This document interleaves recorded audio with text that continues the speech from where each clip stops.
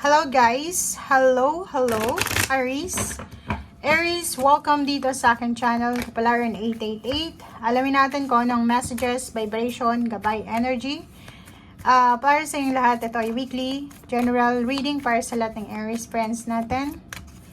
Okay, thank you sa inyong lahat, Aries, na nagko-comment. Nakikita ko yung mga comment nyo. Maraming salamat sa panunood.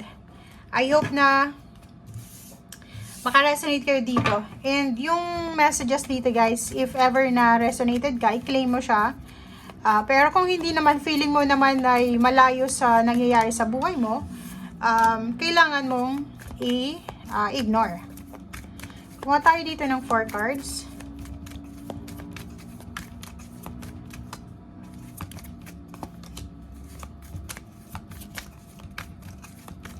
Aries. Oops, sorry.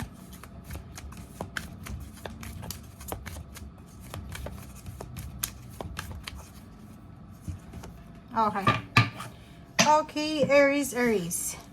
So, ang 4 cards mo ay mayroong 5, 32, 21, 14, 38, 11. Sa araw na ito, Aries, pwedeng makatanggap ka ng isang balita. Pwedeng makatanggap ng isang balita yung Aries today na tungkol sa kanyang trabaho.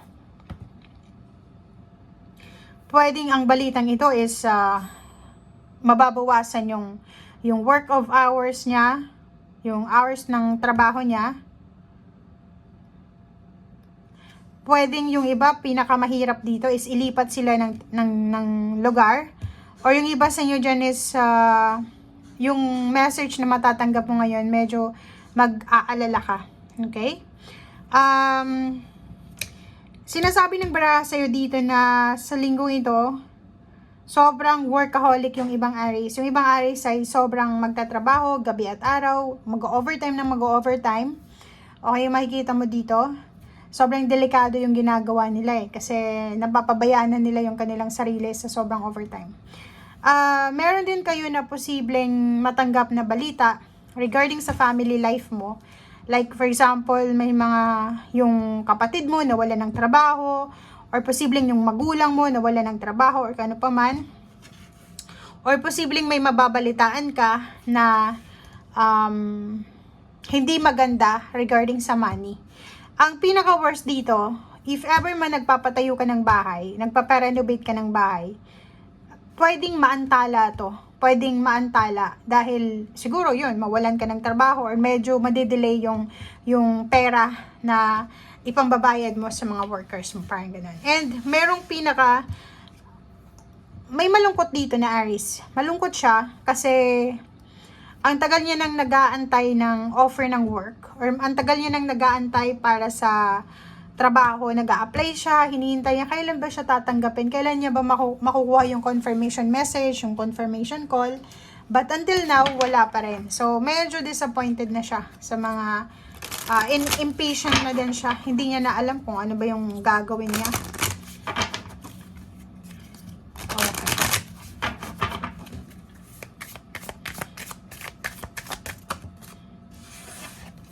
Okay. So, meron ka ditong gliding through currents.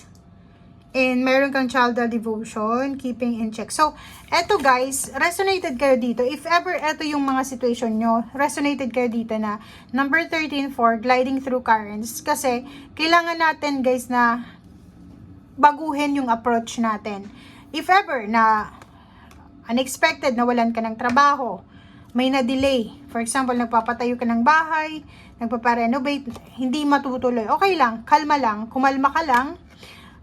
And if ever man na yung trabaho mo na sobrang simple, biglang naging mahirap, kalma ka lang kasi may iba sa inyo dyan na walang trabaho, may iba na may trabaho. So, kailangan nating maging grateful sa kung ano man ang meron tayo sa ngayon.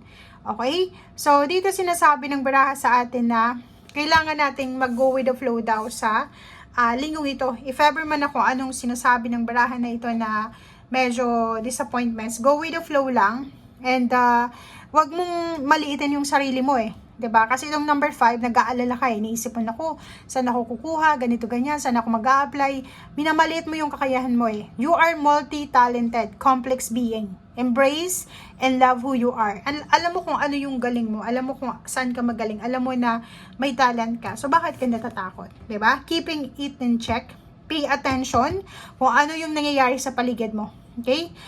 Posibleng etong mga nangyayari sa iyo ngayon na mga kumbaga disappointment ay blessing in disguise. Pwedeng inilalagay ka ng Panginoon sa mas magandang lugar. So, kailangan nating pay attention lang dahil baka sa sobrang disappointed tayo, hindi natin nakikita na eto pala ay swerte, eto pala ay may inihahanda pala sa yung magandang buhay or magandang lugar ang Panginoon. Tapos masyado kang hindi maka-move on sa current na situation mo. So, hindi mo makikita kung ano yung naghihintay sa'yo. 'Di ba?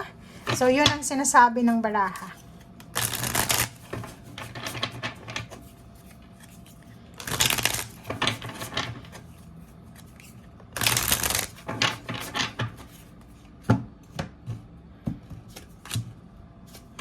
Okay. So, kung makikita mo dito, yun, huwag kang masyadong mag-alala kasi may mga parating sa buhay mo. It's either lump sum ng money, 'di ba? So, be courageous, be strong kasi hindi mo naman dapat na kung ano yung nangyayari sa iyo sa ngayon, hindi yan yung final destination mo. Hindi yan. Like for example, huwag nating maliitin yung sarili natin kasi wala kang trabaho ngayon, kasi naghihirap ka ngayon. Ibig sabihin ganun na for life. Hindi ganun yung buhay eh. 'Di ba? Kaya nga wag nating i-judge yung ibang tao.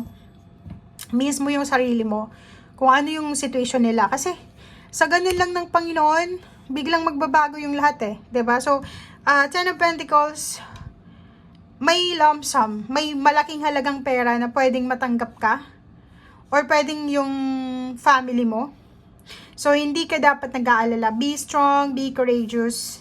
And number 2, sinasabi ng baraha sa'yo dito, dahan-dahan tayo sa pakikinig sa mga tao sa paligid natin, lalo na yung mga judgment nila. Okay?